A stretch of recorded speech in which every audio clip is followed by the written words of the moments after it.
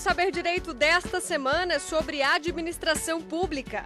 O curso é com o advogado e professor de direito Carlos Barbosa.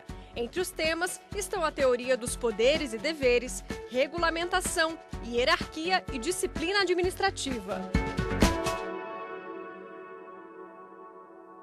Olá pessoal, tudo bem? É com enorme prazer que a gente vem na segunda aula falar dos poderes e deveres da administração pública. Meu nome é Carlos Barbosa, eu sou professor de Direito e advogado. Nesta aula nós vamos trabalhar a relação, a teoria, na verdade, a teoria dos poderes e deveres da administração. É importante lembrar que a administração pública, conforme nós já trabalhamos, ela é formada, ela é estruturada a partir das entidades, dos órgãos e dos agentes. Para alcançar e concretizar o interesse público, nós temos, obviamente, nas mãos da administração pública, nós temos atividades, serviços e poderes para que sejam implementados o bem comum, que sejam implementados os interesses públicos que a administração pública sempre busca. A administração pública, então, seja ela administração pública direta ou indireta, ela sempre deve buscar o bem comum ou a implementação do bem comum. Este é o fim da administração. No entanto, vale lembrar que para que ela alcance, ela tem que ter em mãos poderes administrativos. Os poderes, eles sempre estão vinculados à finalidade pública. Os poderes estão ali estabelecidos no sistema jurídico para que o bem comum seja alcançado sempre, que uma entidade, que a entidade da administração direta, a entidade da administração pública indireta, exercer seus serviços, suas funções, suas atividades. Então é importante lembrar que os poderes administrativos são mecanismos estabelecidos pelo sistema de direito público, colocados à disposição da administração pública para alcançar o bem comum, a sua finalidade, a finalidade pública. Desta forma, é importante também nós analisarmos, antes de adentrar especificamente nas modalidades de poderes que são estabelecidos pelo sistema jurídico, trabalhar as características gerais, trabalharmos também a estrutura teórica de todos esses poderes, os poderes administrativos. Não é só de poder que vive a administração. Eu sempre falo poderes administrativos, mas nós temos que lembrar que de uma outra forma, em um outro viés, os poderes administrativos são equilibrados pelos deveres administrativos. Dentro do sistema de direito público, dentro do Estado de Direito, ninguém possui somente poderes, muito menos a administração pública, que sempre deve prestar contas das suas atividades aos administrados. Ela possui também deveres, os deveres administrativos. Assim, é importante lembrar que os poderes são mecanismos, mas é importante também nós adentrarmos na análise da natureza jurídica dos poderes.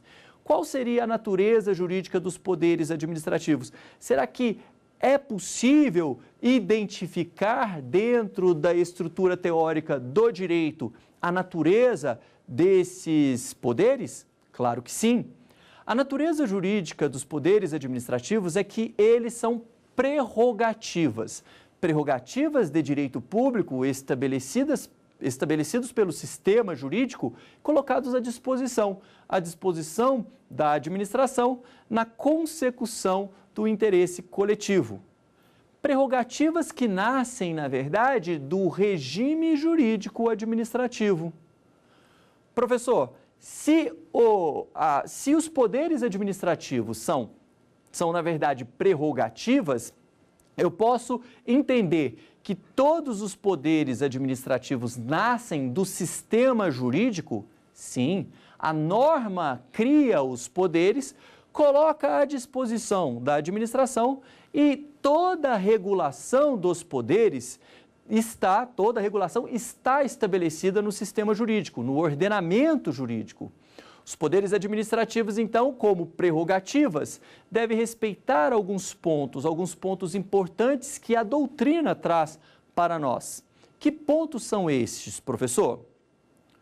Primeiramente, se são prerrogativas, elas estão vinculadas ao princípio da supremacia do interesse público.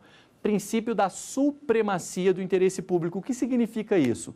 O direito público, ele é fundado em uma premissa importantíssima, de que o interesse público sobressai em determinados aspectos ao interesse privado. Existe uma supremacia do interesse público sobre o interesse do particular. O princípio da supremacia, ele é trabalhado inclusive como um dos pilares do próprio direito administrativo, um dos pilares do próprio regime jurídico administrativo. Só com base num princípio como este é que a administração pública pode fazer valer a sua vontade em relação aos interesses particulares. Não haveria condições, por exemplo, da administração pública desapropriar um bem, desapropriar um determinado imóvel para ali colocar em prática algum projeto, colocar em prática algum planejamento visando o interesse coletivo, como, por exemplo, a ampliação de uma avenida. Então, é a supremacia do interesse público sobre o particular que fundamenta, que normatiza todas as prerrogativas estabelecidas pelo sistema jurídico, colocadas à disposição da administração pública. Então, essas prerrogativas, elas têm uma base normativa. Primeiramente, é lembrar do princípio da supremacia do interesse público. A doutrina se preocupa, sim, em analisar o conceito, o princípio da supremacia, trabalhar aí a questão teórica deste princípio, um princípio extremamente relevante. Assim, vamos trabalhar o princípio da supremacia do interesse público aqui na doutrina apresentada pelo professor José dos Santos Carvalho Filho. O professor José dos Santos Carvalho Filho, ele tem essa obra, uma obra muito interessante, muito importante, muito estudada aí nas faculdades, em cursos de pós-graduação. O Manual de Direito Administrativo, José dos Santos Carvalho Filho, ele tem uma leitura muito fácil, uma leitura muito tranquila de ser compreendida, e ele traz para nós aqui um ponto importante, que é o princípio da supremacia do interesse público. Olha só o que ele traz para nós, tá? Trata-se, de fato, do primado do interesse público. O indivíduo tem que ser visto como integrante da sociedade, não podendo os seus direitos, em regra, ser equiparados aos direitos sociais. Vemos a aplicação do princípio da supremacia do interesse público, por exemplo, na desapropriação, em que o interesse público suplanta o do proprietário, ou no poder de polícia do Estado, por força do qual se estabelecem algumas restrições às atividades individuais. O professor José dos Santos Carvalho Filho, ele traz aqui justamente dois exemplos importantes: a desapropriação e o exercício do poder de polícia, para materializar ali em exemplos, em fatos, a supremacia do interesse público. Ele trouxe tanto a desapropriação como o poder de polícia, que nós podemos tranquilamente colocar dentro da análise dos poderes administrativos. Os poderes administrativos, então, como pode ser visto aqui, eles são, na verdade, ferramentas, mecanismos, instrumentos à disposição do Estado e da administração para implementar o interesse coletivo. O poder de polícia, que nós vamos estudar especificamente em uma aula, na nossa aula, o poder de polícia, ele é a própria caracterização da supremacia do interesse público. Por quê?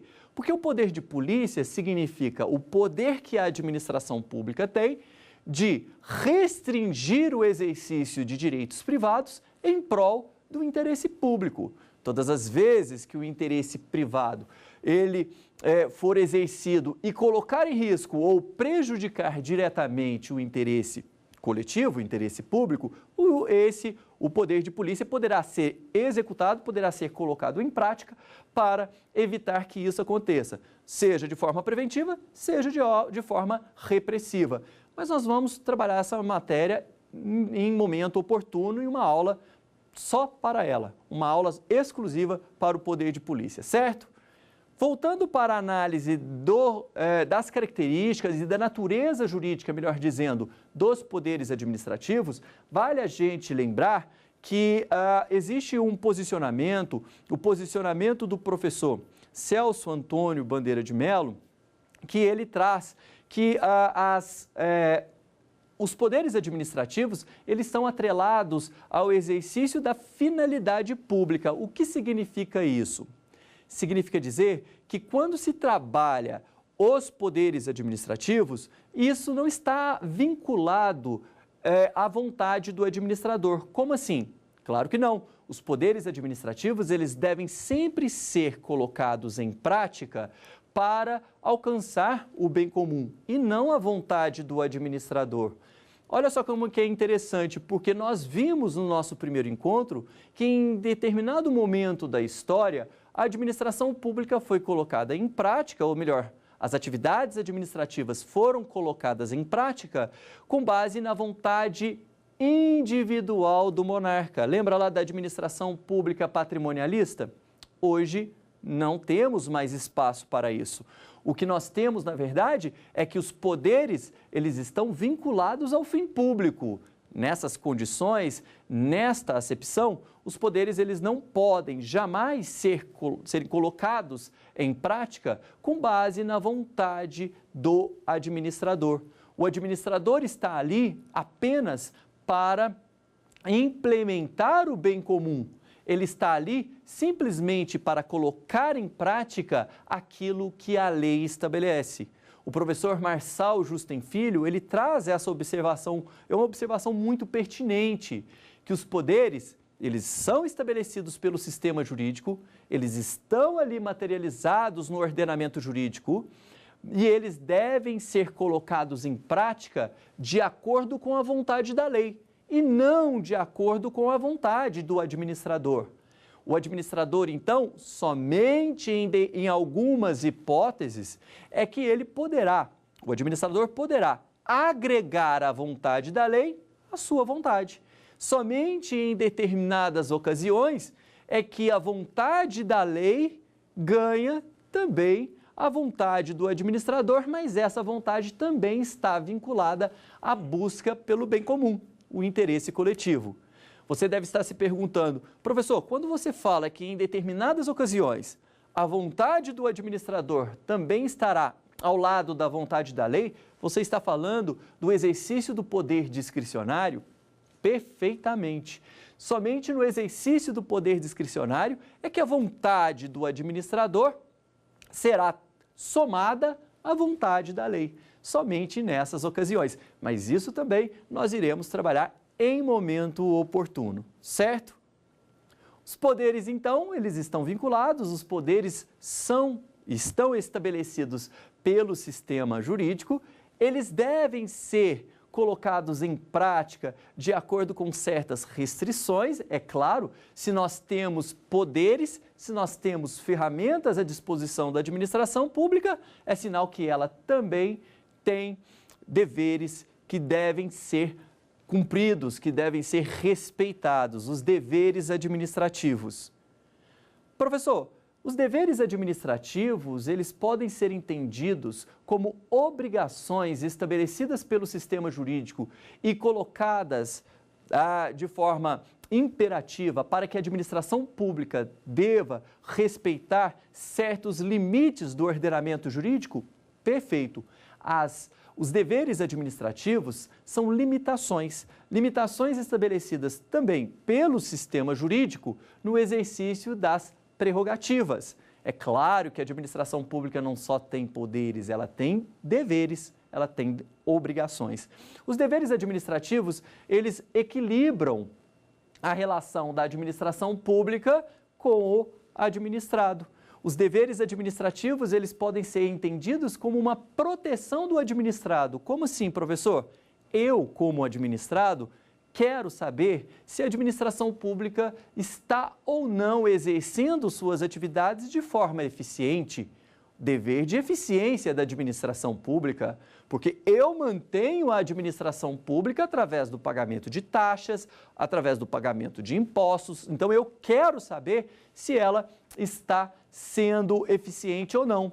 Quero saber também se o administrador público ele está agindo de forma honesta, dever de probidade.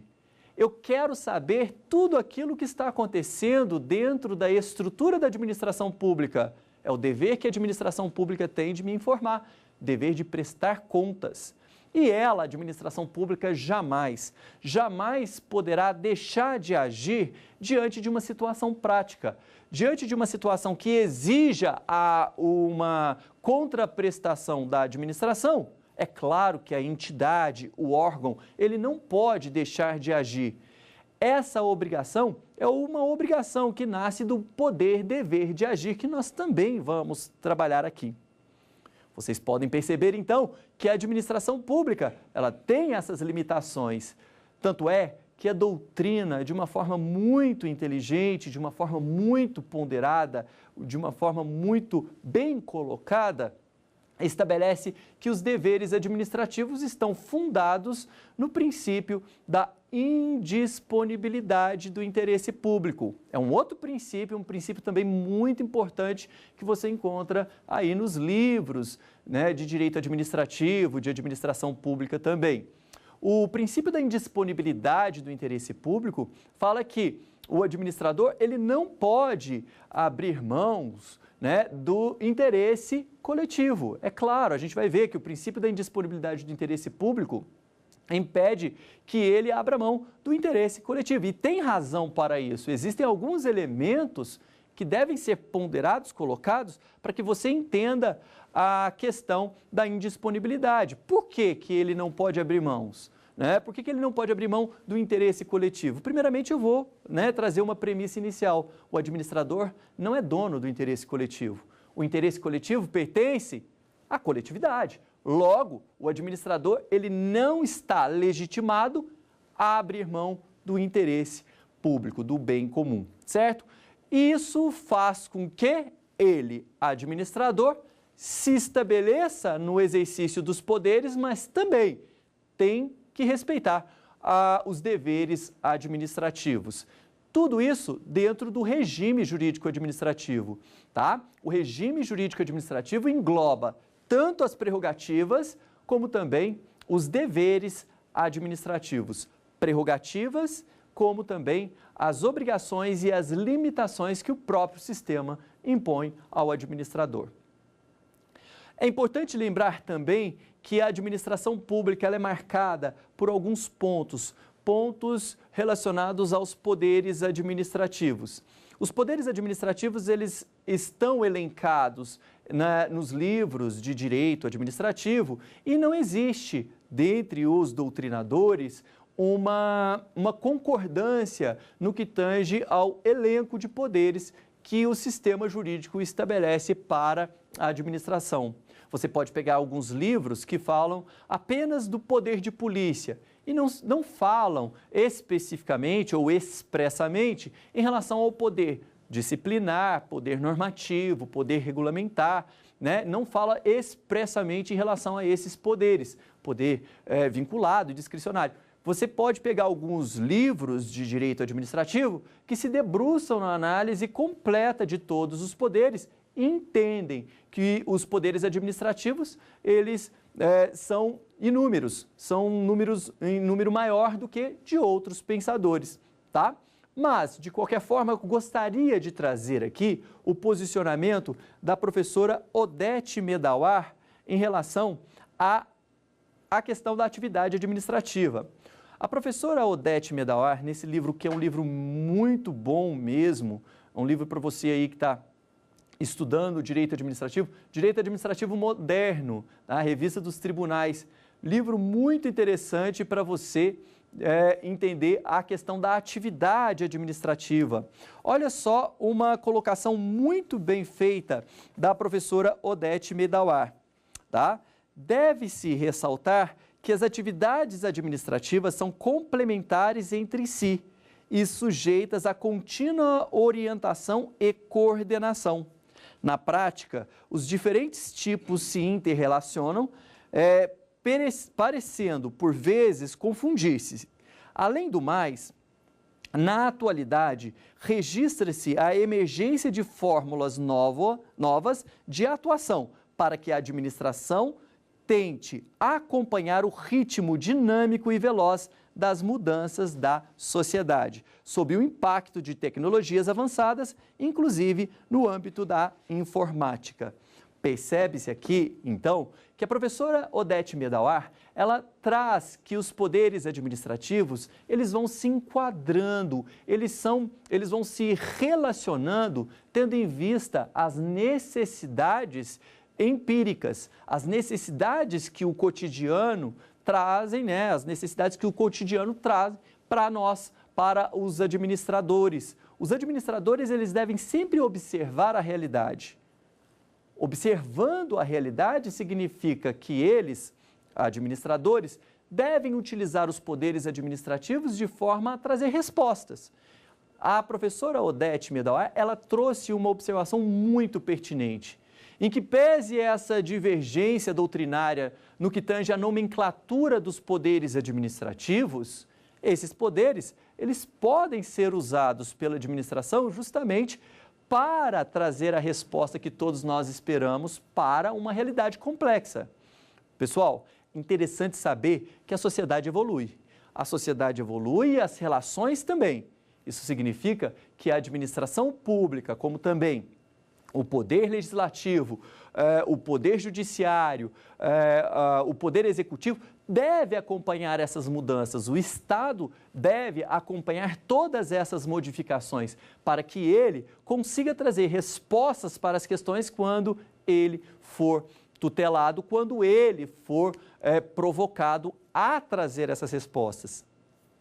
Importante também lembrar o seguinte, que os poderes administrativos, eles são usados, eles são colocados em prática pela administração pública, eles estão submetidos ao sistema jurídico que a gente já conhece, que é o artigo 37, caput, da Constituição Federal. O exercício dos poderes administrativos deve respeitar o princípio da legalidade, respeitar o princípio da impessoalidade, moralidade, publicidade e eficiência.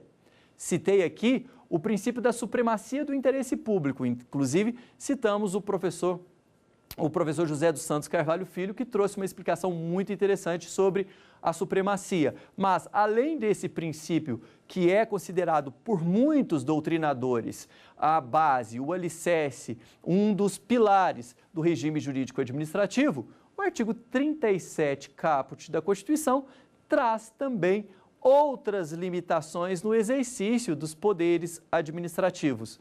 O princípio da legalidade, obviamente, impõe que o administrador tenha que colocar em prática e executar os poderes administrativos nos limites do ordenamento jurídico.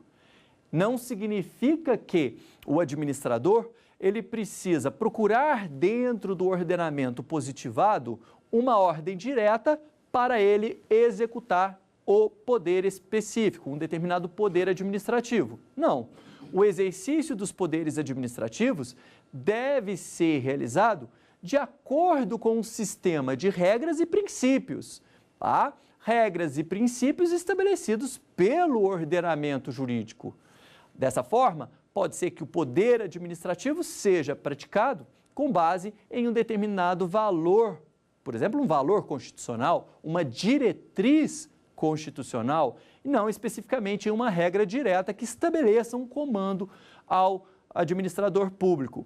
O importante é que o poder administrativo seja colocado em prática de acordo com o sistema jurídico, que não haja nenhuma quebra das regras estabelecidas e também dos princípios fixados no sistema jurídico.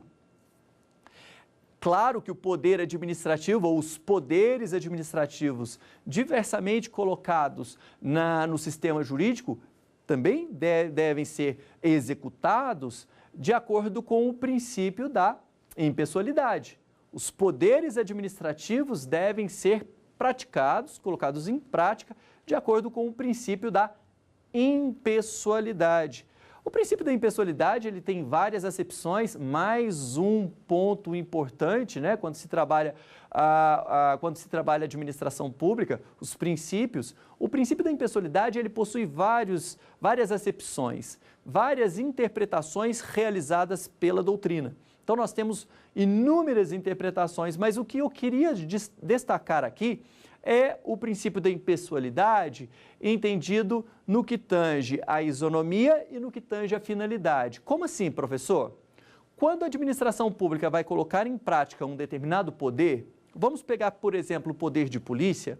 O poder de polícia, em nenhuma hipótese, poderá ser colocado em prática visando interesses particulares, visando interesse privado. Sempre deve ser colocado em prática visando o interesse público, o interesse coletivo. Então, esse é um ponto, é o princípio da impessoalidade. Se o administrador público, ele colocar em prática o poder de polícia visando interesses privados, seja ele interesse para beneficiar um determinado amigo ou um determinado grupo, ou para prejudicar um adversário político, haverá, além de quebrar a finalidade pública, a violação do princípio da impessoalidade. Também é importante entender que o poder de polícia, que eu estou usando como exemplo aqui no que tange a aplicação do artigo 37 caput, o poder de polícia, quando executado, quando colocado em prática, ele não pode ser colocado de forma a quebrar o princípio da igualdade. Porque o administrador, para alcançar a impessoalidade, ele tem que tratar todos da melhor forma, todos da mesma forma. Então, não pode, obviamente, ele criar regras específicas no que tange ao exercício do poder de polícia, por exemplo, para uma pessoa diferentemente da outra. Se elas estiverem diante da mesma situação, essa regra deve valer para todas.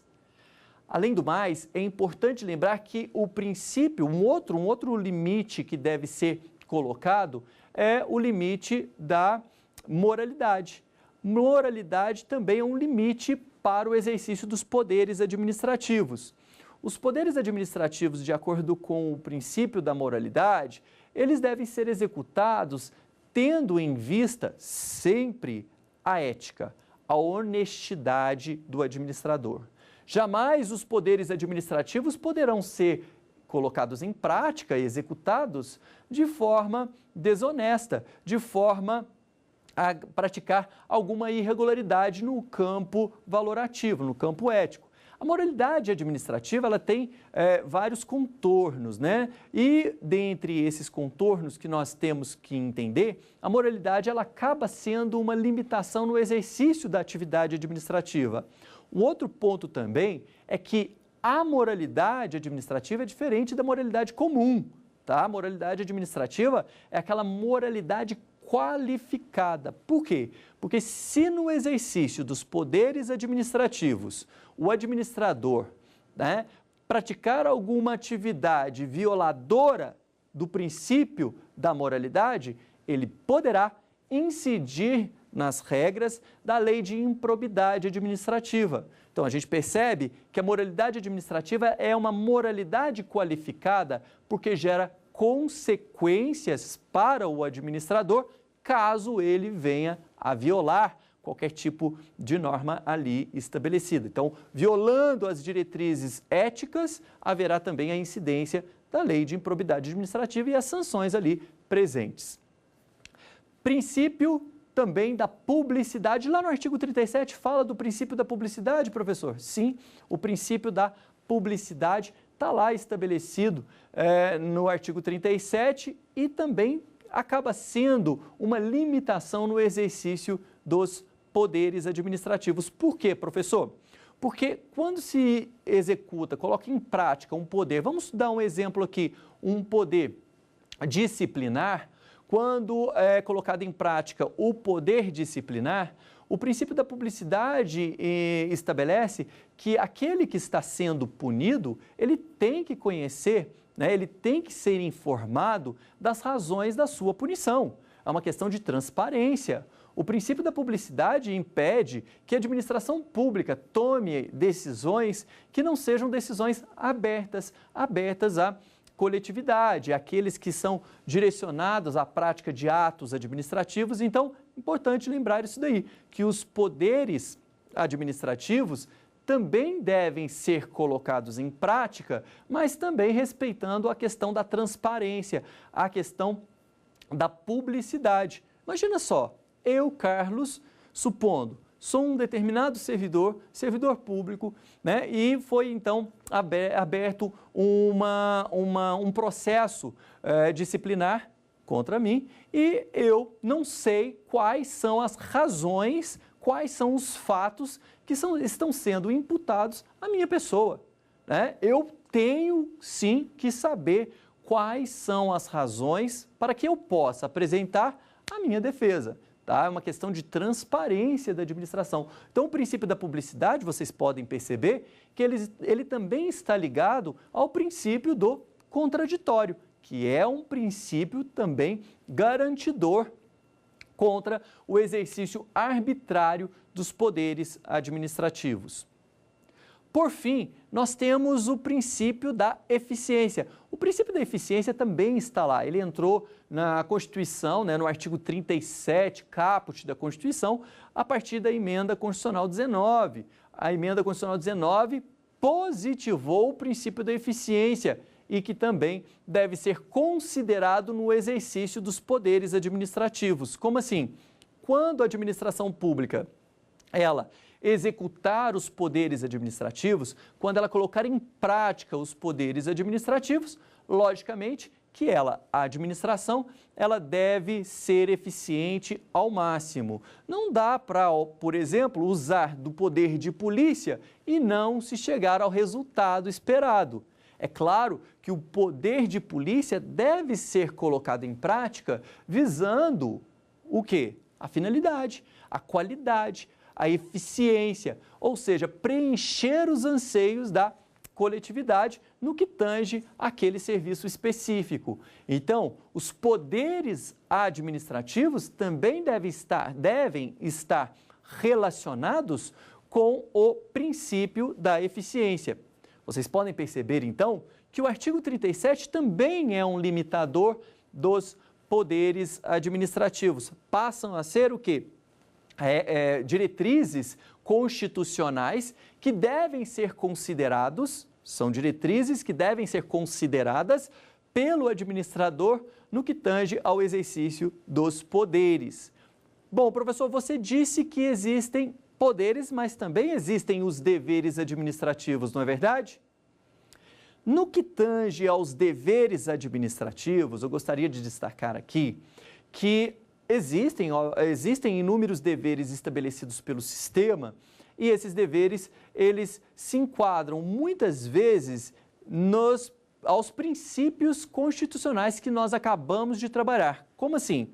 Em certas ocasiões, vocês vão perceber que os deveres administrativos, eles nascem justamente dessas diretrizes constitucionais. Nós vamos trabalhar aqui alguns deveres que a administração pública deve respeitar, alguns deveres, algumas obrigações que a administração pública deve respeitar diante das normas estabelecidas pelo sistema jurídico, e essas regras, elas estão muito próximas de alguns princípios. Vamos lá? Primeiro dever, eu vou trazer aqui o dever de eficiência. Olha só, o dever de eficiência, logicamente, está relacionado ao princípio da eficiência.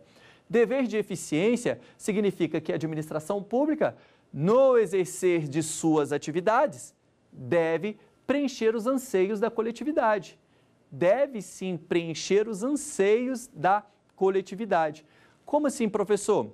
Dever de eficiência não é simplesmente colocar em prática formalmente serviços públicos, como se fossem serviços simplesmente para cumprir tabela. Não, a administração pública ela sempre deve observar se a realidade, se a situação fática está sendo modificada pelo serviço que ela está colocando em prática. Não basta colocar transporte público, deve ser colocado transporte público com qualidade, porque a qualidade vem da administração pública gerencial, lembra lá?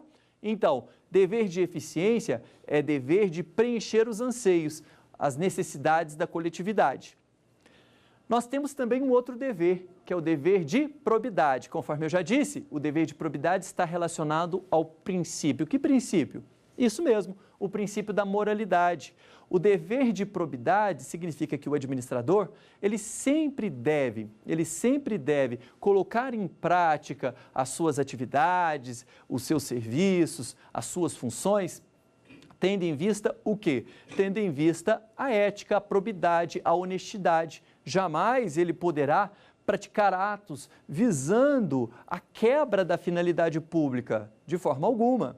Então, se nós temos, por exemplo, a questão da súmula vinculante, a súmula vinculante número 13 do Supremo Tribunal Federal, que afasta o nepotismo, nós temos nessa súmula vinculante número 13, o quê?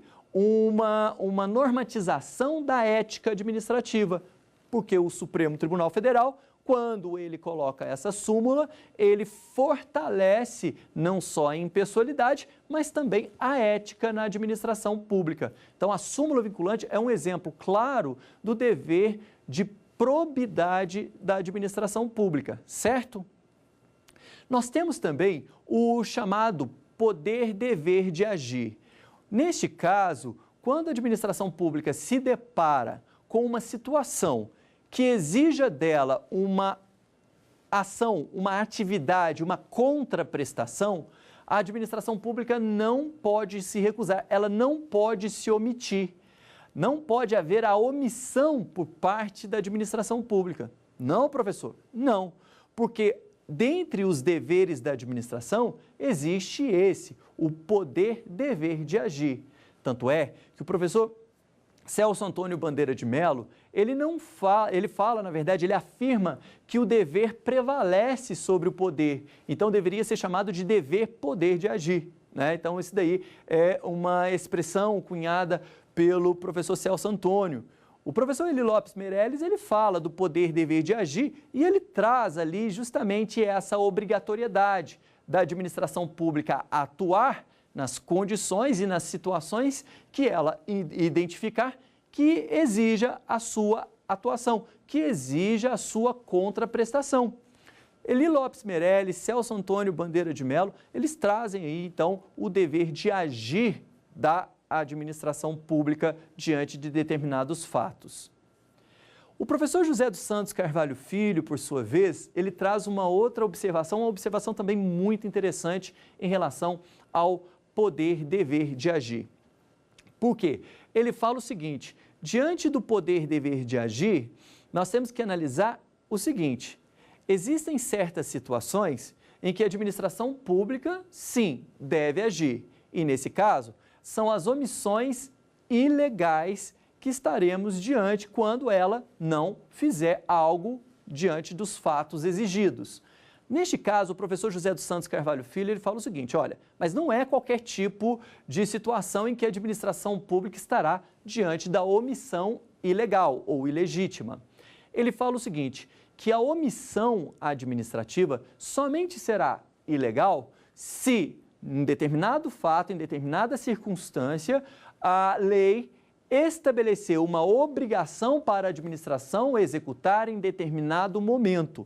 Se houver uma obrigação específica estabelecida na lei para a administração pública agir em determinado momento ou dentro de um prazo razoável e a administração pública se omitir, aí sim estaremos diante de uma situação violadora do poder-dever de agir. Mas as omissões gerais, isso pode acontecer quando a administração pública, mesmo que ela não esteja diante de uma situação específica que exija a sua atuação e que não haja uma previsão legal para que ela pratique determinado ato, neste caso, a administração pública ela pode atuar de acordo com a conveniência, de acordo com a oportunidade, tendo em vista elementos financeiros. A administração pública ela não consegue implementar todas as obrigações estabelecidas de forma genérica no sistema jurídico. A administração ela não consegue implementar porque ela é limitada financeiramente. E neste caso, essas omissões elas não são consideradas omissões ilegais. O professor José dos Santos Carvalho Filho, ele traz até uma observação, que neste caso das omissões gerais, nós estaremos diante da teoria da reserva do possível, que é muito utilizada pela administração pública para agir em determinadas situações, mas também não ser responsabilizada, melhor dizendo, em virtude de outras omissões, as omissões gerais. Vocês podem perceber, então, que a questão do exercício dos deveres administrativos, o respeito aos deveres administrativos, é de grande valia no estudo dos poderes. Claro, não dá para a gente estudar somente os poderes administrativos, mas nós também temos os deveres. E um dos deveres que eu gostaria de destacar, inclusive é o último que nós vamos elencar aqui na análise dessa matéria, na matéria deveres, é o dever de prestar contas. A administração pública ela tem o dever de prestar contas. É importante lembrar que a prestação de contas da administração pública não é algo direcionado apenas aos órgãos de fiscalização. A gente tem aquela impressão, né? Fiscalizar significa órgão de fiscalização notificando a administração pública para obter informações. Calma lá. Porque o dever de prestar contas, que também é muito bem trabalhado na doutrina, é o dever que tem a administração de levar o conhecimento a respeito de determinadas atividades, exercício de determinados poderes para a coletividade e também para os órgãos de fiscalização. É claro que a coletividade ela tem interesse em saber a respeito das atividades prestadas pelo poder público. Eu, como administrado, eu tenho interesse em conhecer quais são as atividades prestadas pela administração. Não é só isso, porque se há uma boa prestação de contas, a transparência ali presente, eu, como administrado, diante de uma democracia participativa, poderei auxiliar o administrador na tomada de decisões futuras. É claro que, diante das informações passadas, da prestação de contas, das decisões tomadas pela administração, eu, administrado, poderei estar ao lado do administrador na consecução de novos atos, de novos serviços, ajudar numa democracia participativa, que é uma democracia típica da administração pública gerencial. Percebe-se, então, que temos também o dever de prestar contas. Dever de prestar contas a toda a coletividade. Todos nós temos o direito de conhecer as atividades prestadas pelos administradores, tá? Neste caso, eu posso, sim, sempre buscar essas informações na administração, nos órgãos administrativos, nas entidades administrativas. Nós temos aí os portais, né, o portal da transparência, que traz informações a respeito da administração, mas eu posso ir além, eu posso buscar mais informações especificamente em determinadas entidades, que além de ser o meu direito de petição, é um dever da administração pública sempre informar, certo? Bom, nós estamos falando dos deveres administrativos e dos poderes administrativos. É importante lembrar o seguinte, que o exercício dos poderes administrativos deve acontecer dentro dos limites estabelecidos pelo sistema jurídico. Em nenhuma hipótese pode o poder administrativo quebrar a norma estabelecida pelo sistema jurídico. E aí que nós vamos entrar num ponto importantíssimo para você, principalmente para você aí que está estudando para concurso, que está estudando para o exame da OAB. Um ponto muito importante, que é o uso dos poderes administrativos. No que tange ao uso dos poderes administrativos, existem duas formas de se usar o poder administrativo. Nós temos uma forma normal e nós temos uma forma anormal. A doutrina usa muito dessas expressões, uso normal e uso anormal. Qual seria então, professor, o que seria o sentido de uso normal e anormal? Uso normal é aquilo que nós esperamos dos administradores. Uso normal significa que os administradores usam os poderes administrativos de acordo com o ordenamento jurídico. Neste caso, o administrador, ele sempre vai agir nos limites estabelecidos pelo sistema, o sistema jurídico. Mas, infelizmente, nós temos o uso anormal dos poderes administrativos. E é justamente nesse ponto que nós temos que analisar questões, que nós temos que aprofundar na análise dessas questões de utilização e limitação dos poderes. O uso anormal dos poderes administrativos acontece quando o administrador extrapola os limites de suas atribuições ou quando ele, administrador, pratica ato desviando a finalidade. Então, nós temos duas formas de uso anormal dos poderes administrativos. Essas duas formas, elas são modalidades do gênero abuso de poder. O abuso de poder pode ser compreendido como o uso anormal dos poderes administrativos, ou seja, quando o administrador, ele não respeita os limites estabelecidos pelo sistema jurídico. Neste caso, são duas hipóteses: o excesso de poder, ou o desvio de finalidade. Desvio de finalidade que também, pela doutrina, é chamado de desvio de poder. O excesso de poder acontece quando o administrador, ele extrapola suas atribuições e acaba ali praticando atos violadores do próprio sistema jurídico.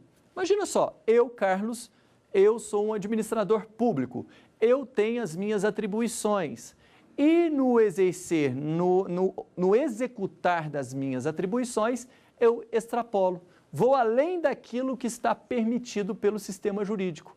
Eu pratico algo excessivo, é o excesso de poder. Existe uma outra modalidade de abuso de poder e uso anormal do poder, que é o desvio de finalidade.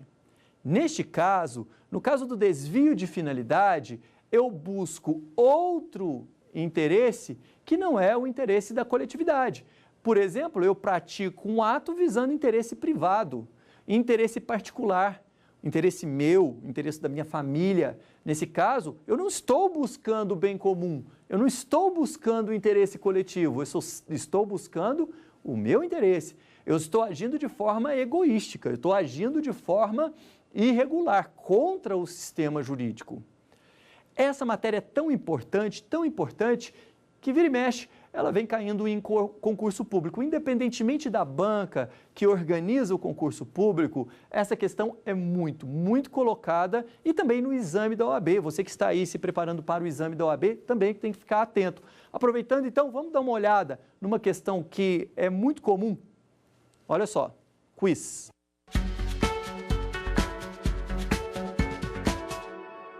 Nutrindo profunda inimizade pela família de Sandro, que é seu subordinado no serviço público, Patrícia, no uso de suas atribuições, determinou a transferência do referido servidor para a longínqua cidade, alegando necessidade do serviço que, todavia, não existe. Pode-se constatar no referido ato administrativo, letra A, vício de competência, letra B, desvio de finalidade, letra C, usurpação de poder, letra D, vício relativo à forma do ato. Gostaria de destacar aqui nessa questão que a assertiva lá em cima, a parte que coloca as informações lá em cima está falando, nutrindo profunda inimizade pela família de Sandro. Questões relacionadas à inimizade é uma questão particular, não é verdade? Além disso, quando você percebe que Sandro, ele foi justamente transferido, não tendo em vista o interesse público, mas sim como uma forma de punição por ele ter né, por ele estar ali numa situação de inimizade, a gente percebe que a resposta correta para essa questão é a letra B, desvio de finalidade. Porque, na verdade, o que gerou a transferência de Sandro, não foi, né, necessariamente o interesse público. Pelo contrário, foi a questão da inimizade. Então, fica aí a observação. O desvio de finalidade, ele é tão importante que ele pode cair sob dois aspectos. A finalidade pública, ela pode ser entendida como finalidade em sentido amplo ou finalidade em sentido estrito. Como assim, professor? Existe a finalidade em sentido amplo, ou seja, qualquer tipo de ato, qualquer tipo de poder colocado em prática sempre deve buscar o bem comum, sempre deve buscar o interesse coletivo, certo? Perfeito. Ocorre que existe também a finalidade em sentido estrito. Neste caso, nós temos que observar a finalidade de cada ato que decorre do exercício de um poder. Cada ato praticado pelo administrador tem uma finalidade específica. Nesse caso, nós temos que observar tal finalidade.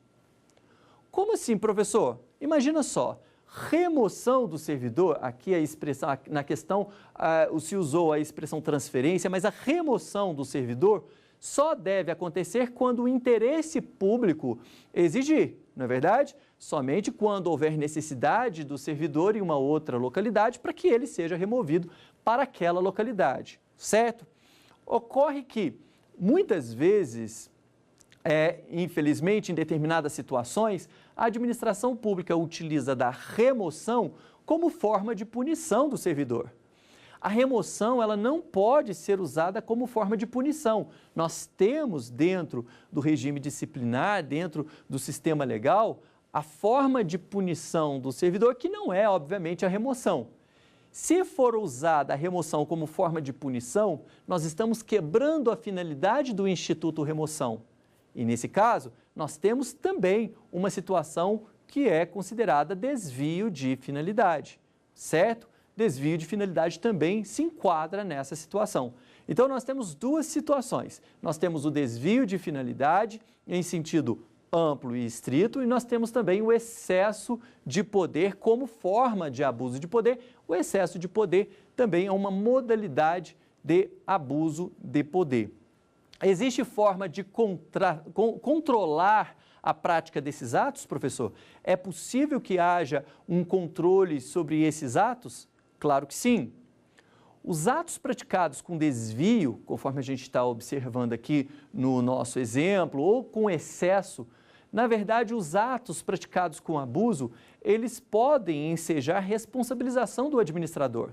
É claro que o administrador ele pode incidir na lei de improbidade administrativa, como também poderá ser responsabilizado caso seja tipificada por meio dessa conduta a violação de alguma outra norma, pode ser também responsabilizado na esfera penal, na esfera civil, na esfera administrativa. Então, há uma responsabilização do administrador quando ele atua violando o sistema jurídico, quando ele atua com excesso de poder, quando ele atua com desvio de finalidade. Então, tudo isso, quando se trabalha desvio, quando se trabalha excesso, quando se trabalha todos esses aspectos entendidos aqui como irregulares perante as limitações no exercício dos poderes administrativos, a gente percebe que tudo isso há a possibilidade do controle feito pelo administrado. Se eu percebo a prática de um ato que configure desvio de finalidade ou excesso de poder, eu posso sim questionar isso na prática. Para finalizar, vamos dar uma analisada também em mais uma questão sobre essa matéria. Olha só.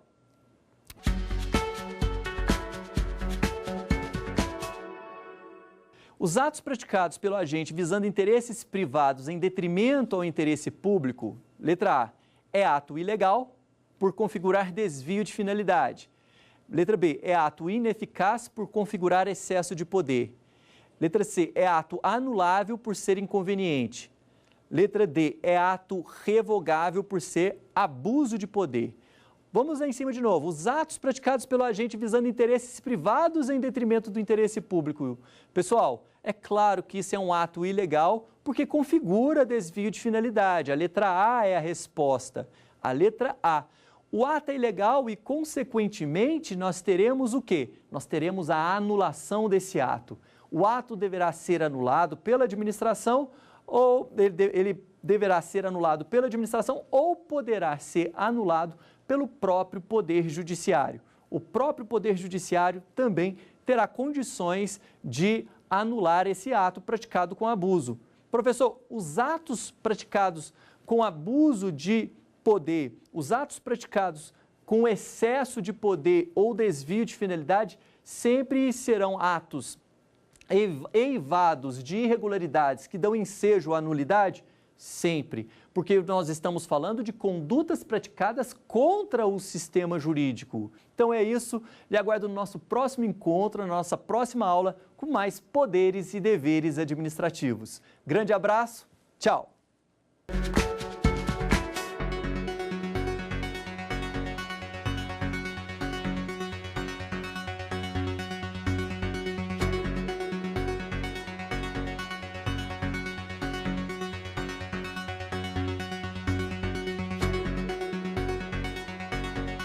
Ficou com dúvidas? Então mande um e-mail pra gente, saberdireito@stf.jus.br, ou entre em contato pelo nosso WhatsApp. O número é este que aparece na sua tela. Você também pode estudar pela internet. Acesse tvjustiça.jus.br ou reveja as aulas no nosso canal do YouTube, TV Justiça Oficial.